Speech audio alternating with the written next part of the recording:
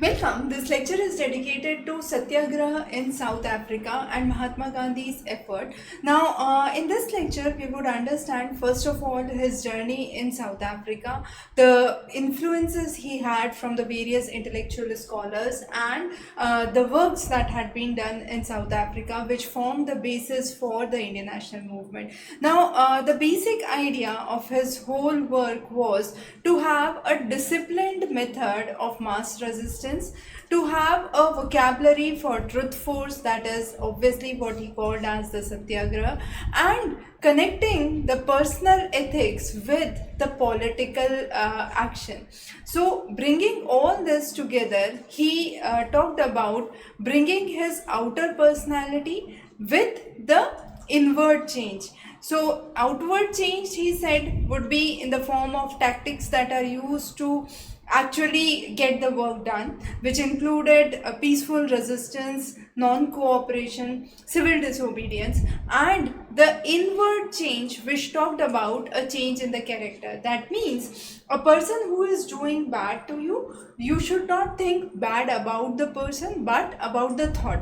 And that was his idea of changing the thought process, that you should not feel betrayed, or you should not have a feeling of being against the opponent, right? So bringing in an inward change and an outward change was the important aspect of his Satyagraha. So under this, he initially talked about the conventional things that Britishers were bringing, and he believed that the things could be well resolved by peaceful negotiations. But later on, when these negotiations failed, there were peaceful demonstrations, there were arbitrations and adjunctions which were done. We'll talk about these as we proceed in the lecture. But his major effort was around the issues of racial humiliation in the case of South Africa, talking about the exclusionary policies which were present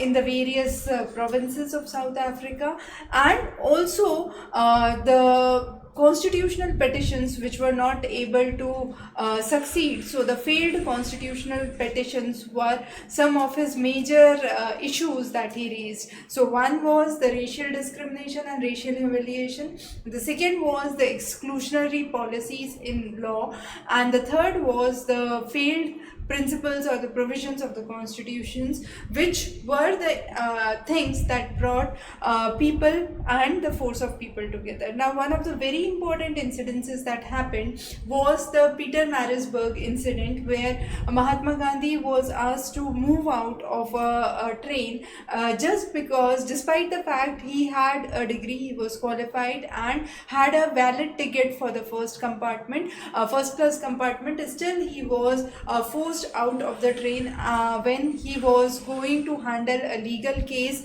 of Dada Abdullah Javeri, and that was one of the times he had to spend one of the cold nights at the railway station. So Pietermaritzburg incident is one of the very important incidences that we would discuss. Now, if we focus on how this whole South African mission actually took place under Mahatma Gandhi, was first was his arrival and the shock on seeing the existing situation. The Pietermaritzburg incidents was one of the very fundamental things that changed his ideas and outlook about how the things should proceed.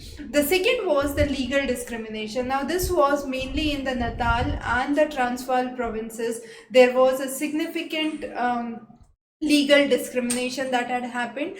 The next was the institutions he had established. So Natal Indian Congress was one of the very important foundations that he laid down, and then he also started the weekly newspaper, which was the Indian Opinion, in which he raised his voice and brought his thoughts.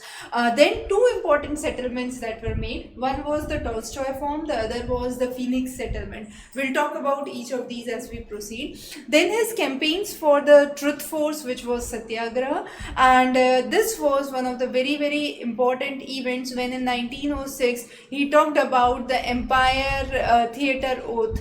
And then there was 1913 when it was a great march, and in 1914 the settlement was established. And the last one is the philosophical synthesis. Now philosophical synthesis talks about his intellectual influences.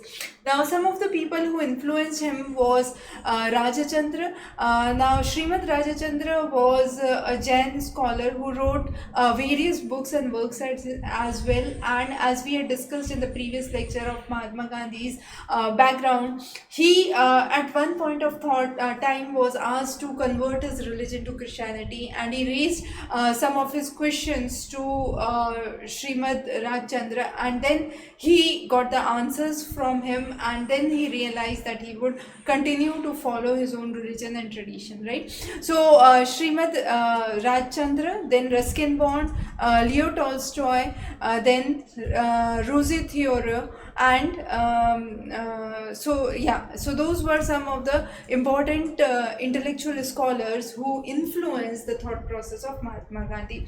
Now what was the change? As we saw, so change was